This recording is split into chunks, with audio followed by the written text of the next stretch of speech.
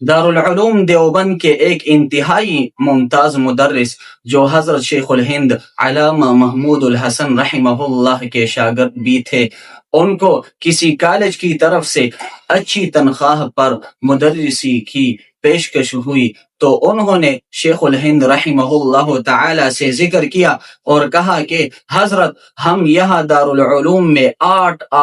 10 گھنٹے پڑھاتے ہیں،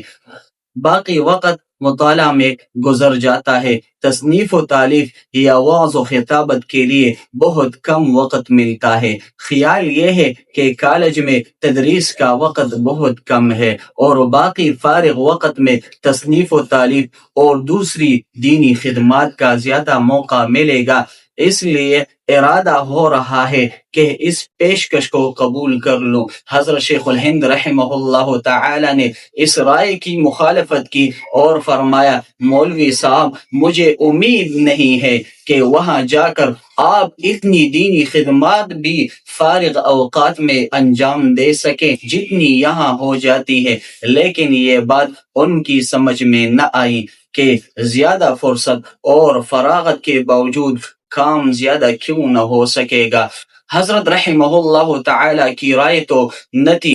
لیکن ان کی شدید خواہش دیکھ کر اجازت دے دی اور وہ کالج میں چلے گئی۔ تقریباً 1 سال بعد چھٹیوں میں وہ دیوبند آئے اور حضرت رحمہ اللہ تعالی کی خدمت میں حاضر ہوئے۔ حضرت نے سلام اور خیریت دریافت کرنے کے بعد پوچھا، کیوں مولوی صاحب، اتنے عرصے میں آپ نے تصنیف کتنی کی ہے، کتنے فتوے لکھے اور کتنے وعظ کیے؟ یہ سوال سن کر وہ صاحب رو پڑے اور کہا، حضرت، حساب و کتاب کے نقطۂ نظر سے تو آپ کی بات سمجھ میں نہ آئی تھی، لیکن تجربے سے سمجھ میں آ گئی۔ واقعہ یہ ہے، جتنا کام دارالعلوم میں فرصت نہ ہونے کے باوجود ہو جاتا تھا، یہاں فرصت کے باوجود